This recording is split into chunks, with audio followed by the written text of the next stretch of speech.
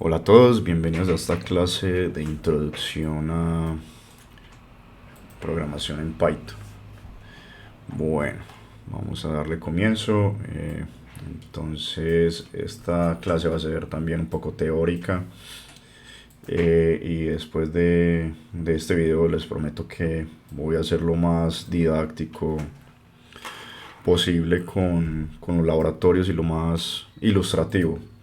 Bueno, ¿por qué Python? Python es un lenguaje muy flexible y útil tanto para los desarrolladores y como para los administradores de plataformas, ¿cierto? Que son aquellas personas pues, que se encargan de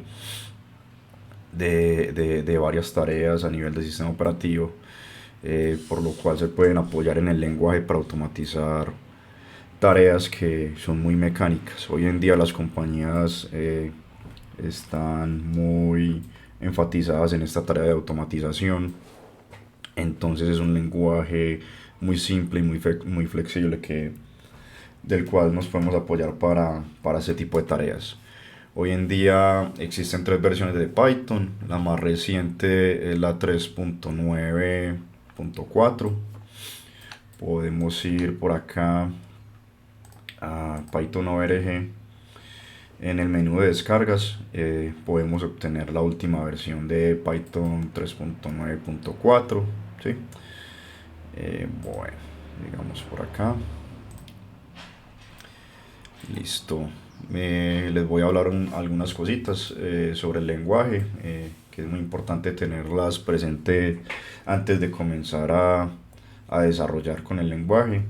Es importante saber que Python es un lenguaje interpretado, no es un lenguaje compilado. Digamos que el tema de la interpretación tiene sus partes buenas y algunas no tan buenas, como por ejemplo cuando ejecutamos el código, de pronto las ejecuciones se tornan un poco lentas por lo que es un lenguaje interpretado. La ventaja es que solo requiere de un intérprete para ser ejecutado. Bueno, tanto los lenguajes compilados como los interpretados traducen el código al lenguaje de máquina, ¿cierto? En unos y ceros, por decirlo así. El lenguaje compilado requiere un paso adicional al interpretado, el cual es primero compilar el código para ser ejecutado y convertido luego a un lenguaje de máquina. Por otro lado, digamos que el lenguaje interpretado traduce el lenguaje a un lenguaje de máquina a medida que lo va interpretando y se va ejecutando. Entonces, digamos que esa es una de las ventajas del lenguaje interpretado, que no requiere pues compilación, pero que ya saben pues que se puede tornar un poco lento porque digamos que a medida que se va interpretando se va traduciendo al lenguaje de máquina. Listo. Es un lenguaje multiplataforma. Este lenguaje pues se puede ejecutar en distintos sistemas operativos. Está disponible para distintos procesadores, distintas plataformas, tales como por ejemplo Linux y Mac, que digamos que ya vienen con un entorno, un intérprete de Python instalado por defecto, mientras que por ejemplo en Windows si nos toca descargarlo desde la página de python.org, pero digamos que la instalación se hace de manera muy sencilla y de hecho pues la vamos a ejecutar en el próximo laboratorio. Listo. También hay que mencionar que es un lenguaje de alto nivel. Lo que quiere decir es que es un lenguaje entendible para nosotros los desarrolladores, en el cual utilizamos estructuras, funciones, objetos, variables para desarrollar nuestros programas, ¿cierto? Tiene algo de bajo nivel, ¿cierto? También él trabaja con algo de bajo nivel y también pues nos permite trabajar a nivel de bits o bytes algunos objetos, ¿cierto? Es importante mencionarlo, pero es un lenguaje pues de alto nivel.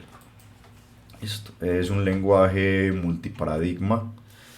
Lo que quiere decir es que podemos utilizar programación estructurada y modular mediante funciones. Podemos utilizar eh, clases orientadas a objetos. Los tipos de datos son clases y también podemos crear nuestros propios tipos de datos a través de clases, ¿cierto? Bueno, ¿qué más? Es importante saber que Python es free, es de uso libre, sí, es open source, de código abierto y que cuenta pues con una gran comunidad que lo soporta o que lo respalda hoy en día, ya que es uno de los lenguajes pues, más usados por todo el tema de Big Data hoy en día. Bueno, es un lenguaje fácil de aprender, la curva de aprendizaje del lenguaje es relativamente rápida, su sintaxis es muy similar a la de otros lenguajes de programación modernos, como por ejemplo Java, C Sharp, entre otros. Se caracteriza por la simplez y la sencillez en las instrucciones. El principio del lenguaje de Python es que escribamos lo menos posible. Ese fue uno de las principales características que tuvieron en cuenta cuando crearon el lenguaje. Bueno, también es un lenguaje muy dinámico, es decir, que es un lenguaje que no es tipado. Las variables, al momento de asignarles un valor, definen un tipo de dato en específico, ¿cierto? Ya sea un string, un número, una lista, una tupla o cualquier tipo de dato pues, que estemos trabajando. Eh, Todo pues definido por el programador. Las variables pueden cambiar de tipo de datos según la asignación, lo que les acabo de contar, ¿sí?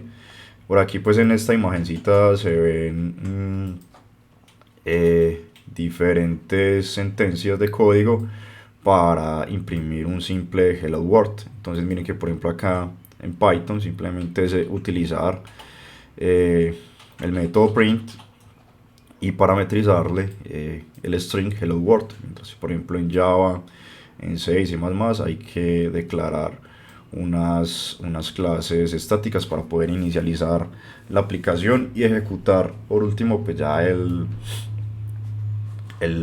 print con cada una de las sentencias del lenguaje de programación. Sí, por acá en esta imagencita pues también se ve los tipos de programadores. Digamos que aquí Python es el más que está más feliz, por decirlo así. Digamos que es porque el lenguaje es relativamente fácil. Esto y nos permite pues todas estas ventajas que les acabo de mencionar. Bueno, ¿qué más? Por acá, la historia. Este señor que ven acá en imagen, Guido Rosen, es el creador de Python. Python fue creado pues por este señor a finales de los años 90. El nombre del lenguaje de Python viene de un grupo humorístico británico llamado Monty Python. A nivel pues informático, pues digamos su primera versión salió en enero del año 1994. A hoy pues ya han pasado 27 años. Python permite desarrollar diferentes tipos de aplicaciones, por ejemplo aplicaciones de escritorio, aplicaciones web a través de diferentes frameworks como por ejemplo lo es Django, que más adelante en el transcurso del curso ya a finales, los últimos temitas vamos a ver un ejemplo simple con este framework. También tenemos la posibilidad de crear scripts para que ejecuten en consola, y también pues, nos permite automatizar tareas repetitivas de mantenimiento, para efectuar copias de seguridad, notebooks de manipulación de datos, web scraping, desarrollo de juegos. También contamos con algunas librerías de Machine Learning, con algunas librerías también de manipulación de datos, como lo es, por ejemplo, Pandas. Eh, en temas de robótica, también Raspberry Pi es compatible con Python. Y también pues es muy importante mencionarles que grandes compañías como lo es, por ejemplo, Amazon, Google, Nokia, Disney, IBM y entre otras, tienen una alta demanda del uso del lenguaje. Por ejemplo, la web de YouTube está escrita en Python. Eh, Hay una gran cantidad de librerías y módulos de Python que podemos encontrar. Por acá tengo una URL de un GitHub en el cual pues podemos encontrar algunas librerías de las cuales podemos hacer uso en nuestros desarrollos, ¿sí? Entonces miren que acá por ejemplo tenemos unas librerías para todo el tema de programación asíncrona, para manejar audios, todo el tema de autenticación, CMS, Computer Vision, criptografía, análisis de datos, bases de datos, DevOps, herramientas para hacer debugging, para el tema de la documentación, para el tema de los correos, para e-commerce, para la creación de formularios, geolocalización, muy importante, muy usada, para el tema de peticiones HTTP, en fin, ORM. Si ven por acá sigo bajando, pues les dejaré este enlace en la descripción del video para que lo exploren y para que les sirva de utilidad más adelante. Vale. Bueno, sigamos con la introducción. Ok. Bueno.